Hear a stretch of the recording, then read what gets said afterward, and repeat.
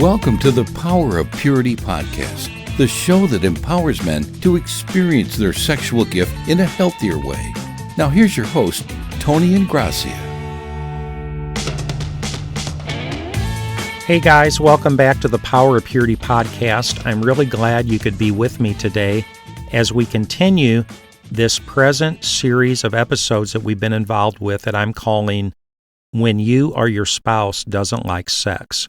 And I'm going to get into that in just a moment. But before I do, I wanted to share something that was on my heart that I just been thinking about. And basically, I hope it's not weird to say it this way or something, but I just want to tell you that I'm really proud of you for listening to this podcast. Not because I'm so great or anything like that. I just believe it tells me something about you. If you've made it this far, if you've been with me through this podcast, and you're listening to me as I speak to you through these podcasts, it tells me something about you. It tells me that you want to be a better man. It tells me that you're open. You're seeking some information, some guidance, some help, some wisdom, some strength. You're seeking to close the gap between the man you've been and the man that you know God wants you to be. You know, a lot of people choose to be like water and just take the path of least resistance because that's easier, right? If a leaf was to float down and fall on a river, it would be swept along. The leaf doesn't have to do anything. It's just swept in the current. And that's the way a lot of people choose to live their lives. They're not proactive. They're not trying to do anything about it. They're just, in a sense, riding the current. They're like water, taking the path of least resistance. And they're not really trying to do anything to help their situation, to help themselves as a person, to help their relationship with God, maybe to help themselves be healthier with sex. And the fact that you're listening to this podcast tells me that you're seeking something, you're open, and you've made it this far, and that means that there's a level of self-evaluation going on in your head and your heart and your life.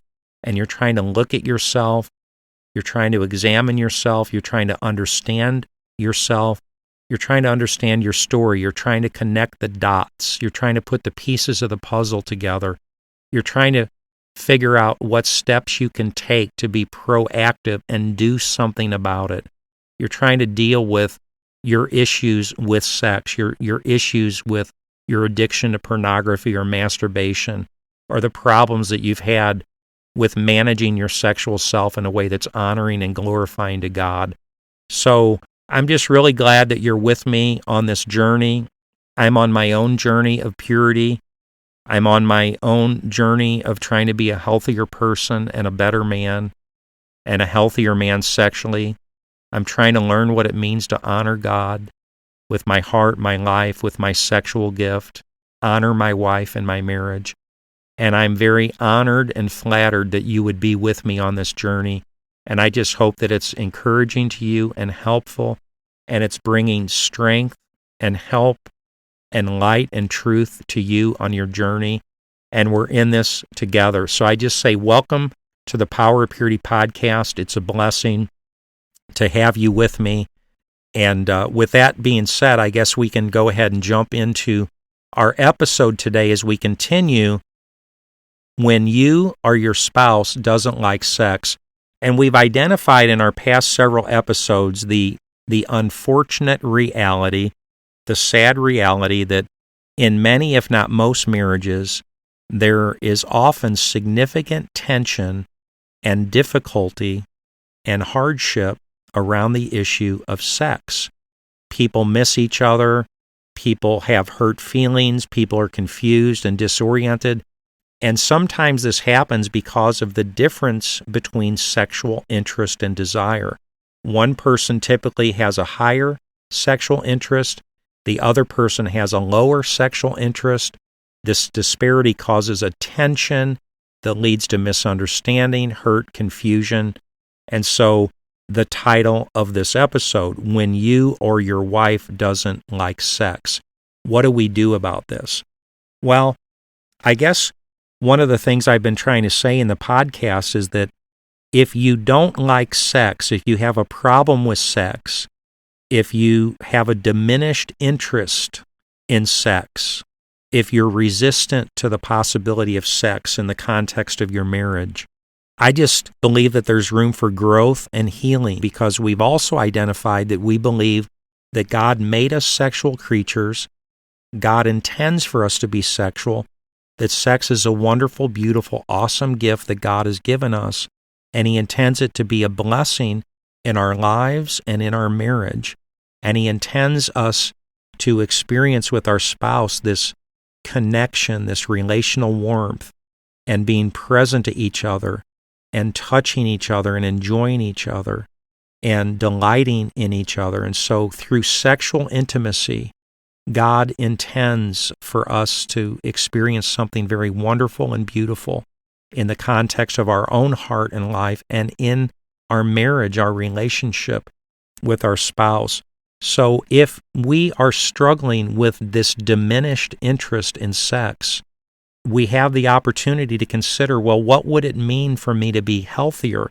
How do I close the gap between where I am and where I need to be? How do I get over my hang-ups about sex? Why have I struggled so much with sex? Why don't I like sex? Why can't I enjoy it? Why does it feel unsafe to me? Well, we've identified in this series of episodes 4 reasons that often contribute to diminished sexual desire. And they are, number 1, you and your relationship with your spouse. Number 2, you and your relationship with sex. Number 3, you and your relationship with your body.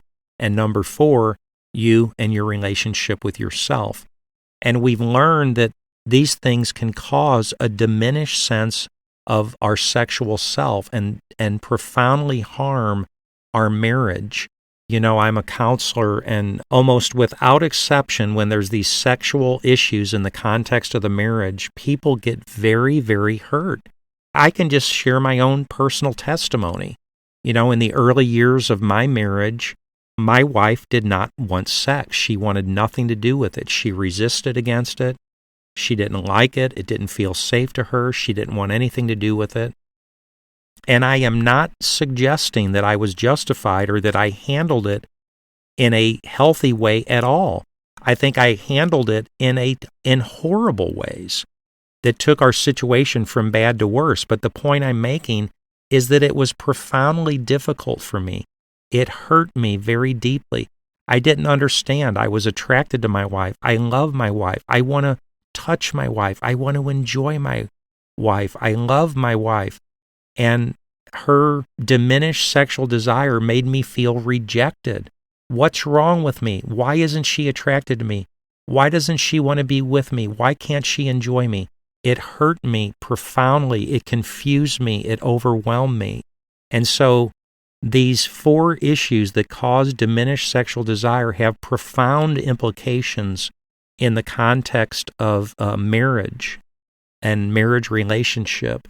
And so if you're in the place where you think you're struggling with any of these things, and you're open to the possibility of trying to understand some things about yourself and maybe work on some issues and deal with some things in your own heart and life that will help you be in a healthier place with yourself and help you be in a healthier place with sex and will help you be in a healthier place with your spouse, it will go a long way toward the possibility of being healthier together sexually and intimately in your marriage, and that's what we're after. So in the verbiage of the title of this episode, when you or your spouse doesn't like sex, the answer essentially is, we want to help you grow and get to the place where that isn't such a problem, and you're learning to like sex and to enjoy it and to enter into the fullness of the gift that God intends it to be for our lives and our marriage. And in view of that, I've had 9 principles that I've been sharing, 9 principles that are proactive steps that we can take when and if we're ready to work on these 4 issues of diminished sexual desire as we move toward health and wholeness and healing and redemption. And we have covered 6 of those principles so far. Number 1, there is help available. Number 2, it's often a combination of all 4 of these issues that we need to work on at the same time. Number 3, it may take a prolonged period of time to work through these various issues. Number 4, you have to decide to do the work. Number 5, God will do His part in healing your life and your marriage. And number 6, when you decide to work on it, it often gets worse before it gets better. And with all that being said, it brings me to point number 7, where we continue today. Point number 7 is this: you can and should focus on the relational issues that exist in the context of your marriage. The fact is that there are 4 issues that we've been talking about, that we've identified, that contribute to diminished sexual desire for people. You and your relationship with your spouse, you and your relationship with sex, you and your relationship with your body, and you and your relationship with yourself. And the first one, which is you and your relationship with your spouse, is the only one that you have any control over in your spouse's life. Or in other words, if your wife has issues with sex itself, that's something that she's going to have to face and understand and struggle with and work through if she's ever going to come to the place where she's in a healthier place with her and sex. If your wife has issues with her own physical body, that's something she's going to have to face and understand and struggle with and work through if she's going to come to the place where she's in a healthier place with her and her body. And if your wife has issues with herself, like body image issues, her self-image, her self-esteem, the way she sees herself, the way she feels in her own skin, the way sex makes her feel because of her own relationship with her body, that's something she's going to have to face and understand and struggle with and work through if she's going to come to the place where she's in a healthier place with her and herself. But if your wife has issues with you as her husband, that's something that you absolutely have the power to work on and influence as you seek to understand her heart and her concerns and her hurts and her disappointments and her thoughts and feelings and what she needs in her relationship with you. And then, as you seek to move toward her in the context of your relationship, and you're seeking to address many of these issues that might exist between the two of you, you're trying to understand what her complaints might be, and you're trying to work on those complaints. And as you seek to become a safer man to your wife, you're seeking to close the distance that might exist relationally between the two of you, emotionally between the two of you. You are absolutely having a direct influence upon your relationship with your wife and the way she's experiencing you in that relationship. You see, what I'm trying to say, guys, is that there are things that you do have the power to work on between you and your wife that will help to create the kind of relational environment that's conducive to healthier sexual relationship between the two of you. So I guess what I'm saying is that you're only responsible for you, and your wife is responsible for her. And what you need to do is work on the part that you can work on in order to help your relationship with your wife be healthier than it's ever been before. And then, hopefully, your wife will be willing to work on some of the issues that she needs to work on between her and sex, her and her body, her and herself. And the good news is that if both of you are willing to do some work on yourselves and on your relationship, then there's great hope for the forward progress and the healing and redemption of your relationship and your marriage as you guys move into your future together. And by the way, for what it's worth, I remind you that Sherry and I are living proof that a very deeply and profoundly broken marriage and a very sexually dysfunctional marriage can be healed and redeemed and restored by the very powerful grace, mercy, love, and healing of God. And that brings me to my 8th principle, which is this: you have to be patient with your spouse and accept them right where they're at. one way or the other, I'd advocate that you have to come to the place where you're willing to work with your spouse. And just like God accepts you right where you're at in your relationship with Him, right? God sees you. He knows you're not perfect. He knows you're not there yet. He knows you have a lot of stuff you got to work on, but God accepts you where you're at. I would advocate that we need to be willing to accept our spouse right where they're at and then slowly move forward from there. Remember, this thing is not a sprint, it's a marathon.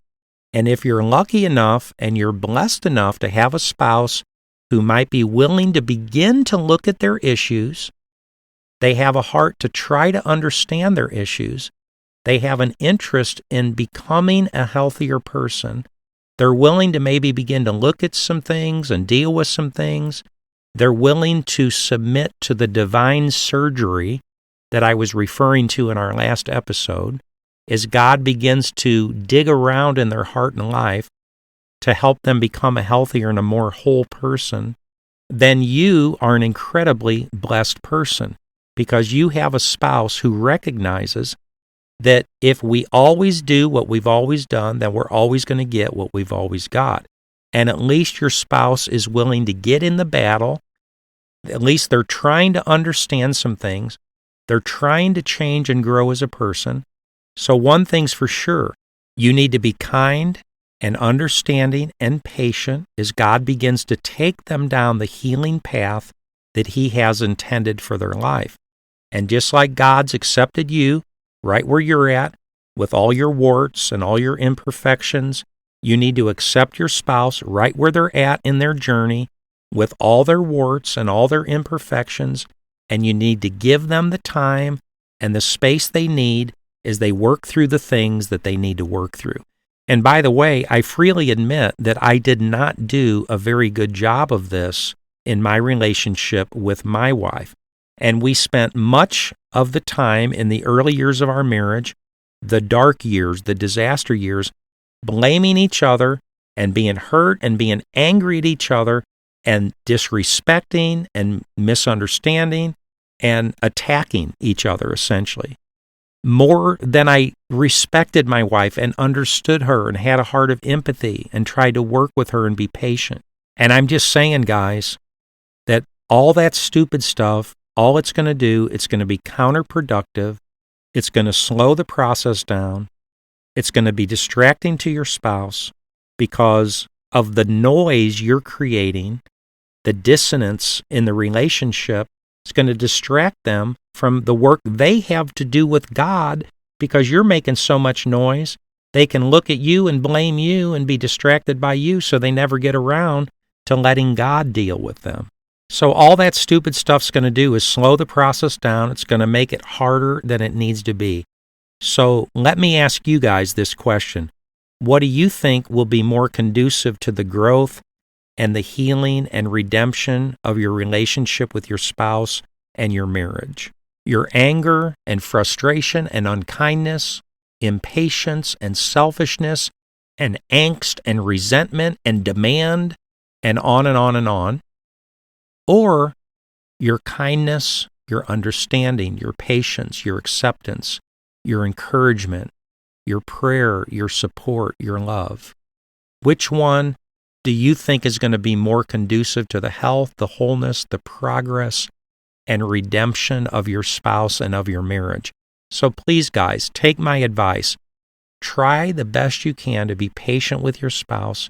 Accept them where they're at on their own healing journey.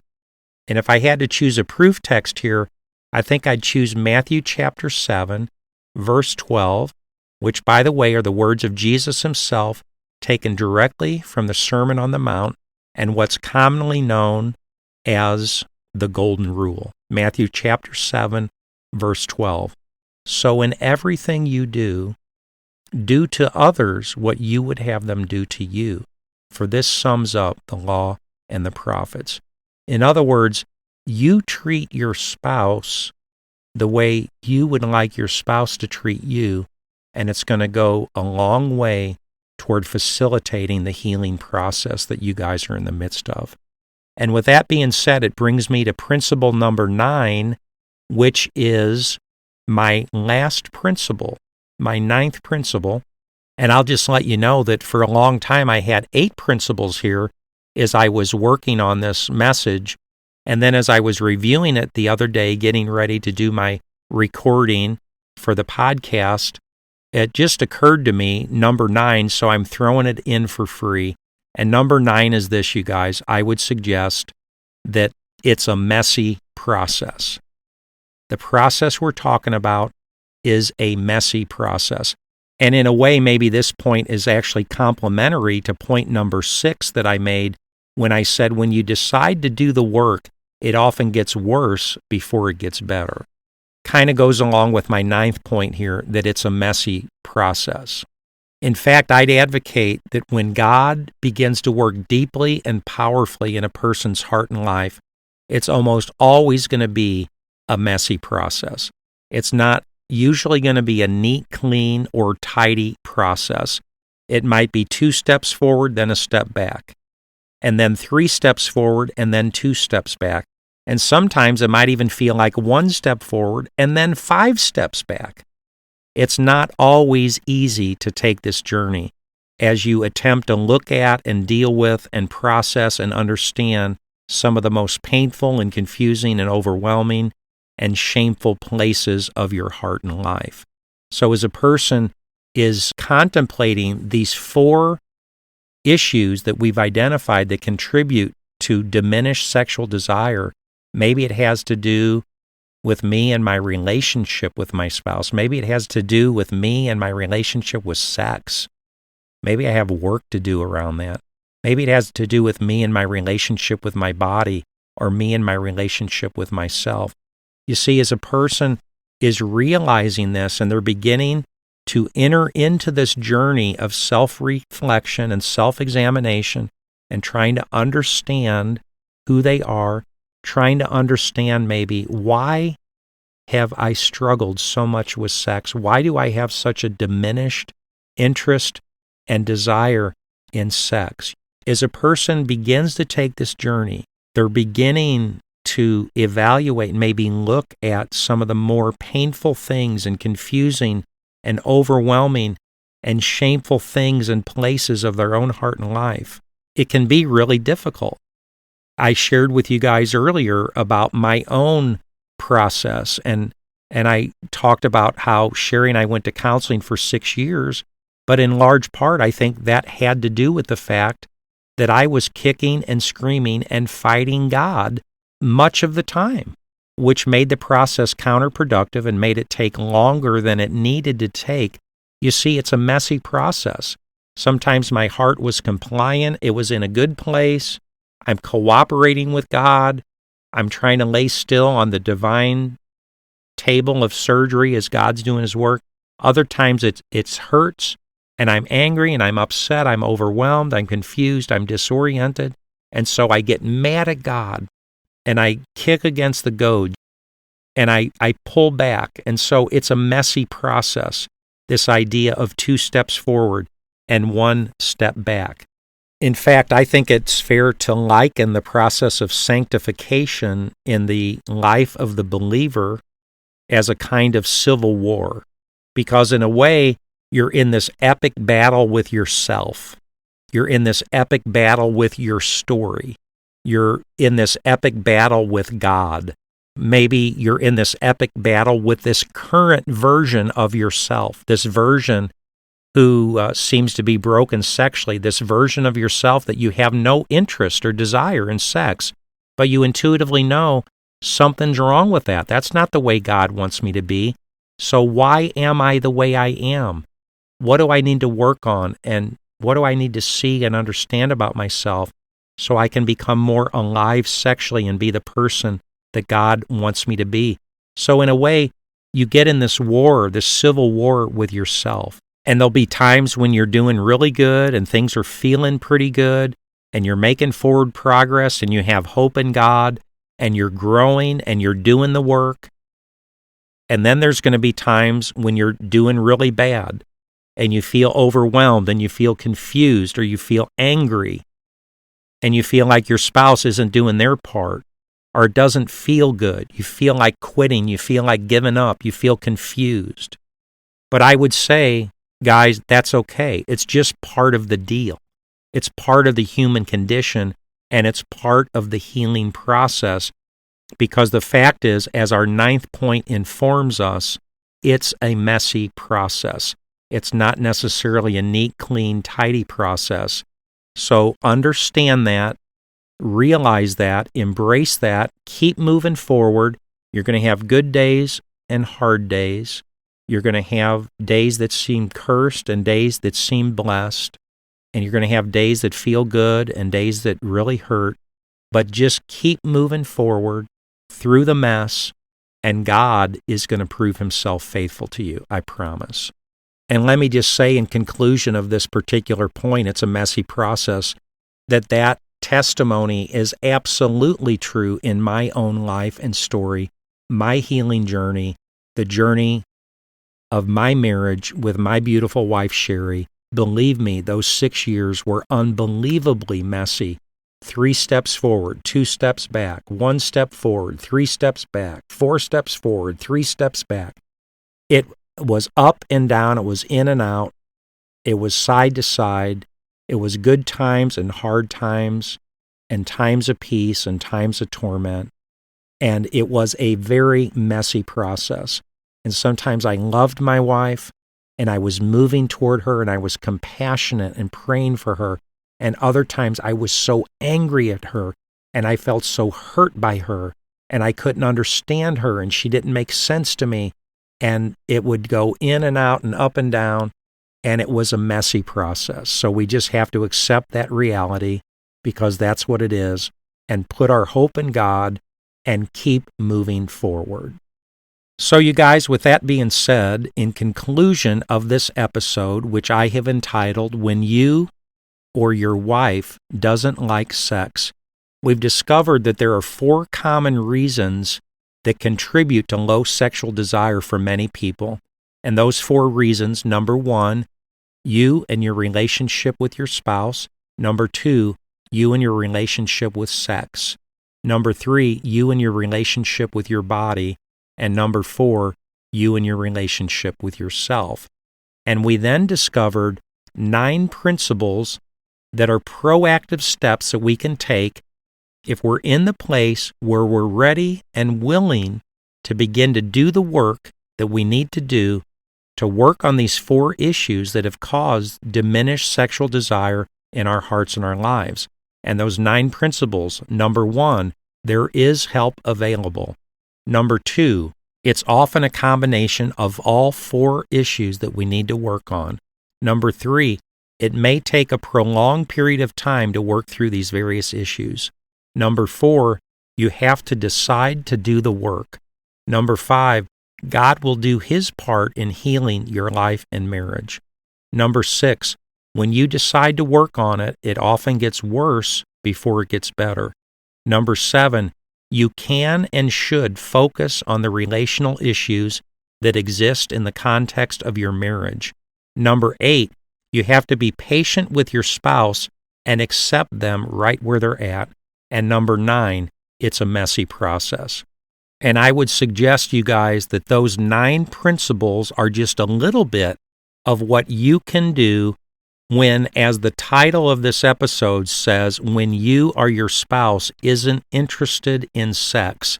I can assure you that help is available, growth and healing and progress is available, and if we're willing to engage these principles and begin to work on these issues that are causing such a diminished interest and desire for sex in the context of your marriage, then it's possible, as we engage these 9 principles and work them and continue to move forward, that we will be closing the gap between where we're at and where God's taking us, and we're going to move toward the health and wholeness and healing of our marriage, and specifically the sexual part of our marriage.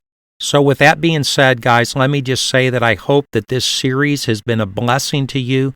I hope that it's helpful on your journey of purity and your journey of sexual health and wholeness in the context of your marriage. Thank you guys so much for listening to this podcast, and I'll look forward to seeing you in our next podcast next week. God bless you, and have an awesome day. Thanks for listening. Visit powerofpurity.org for more resources and information. And if this podcast has been helpful or encouraging, please invite a friend to listen. Until next time, remember, there's power in purity.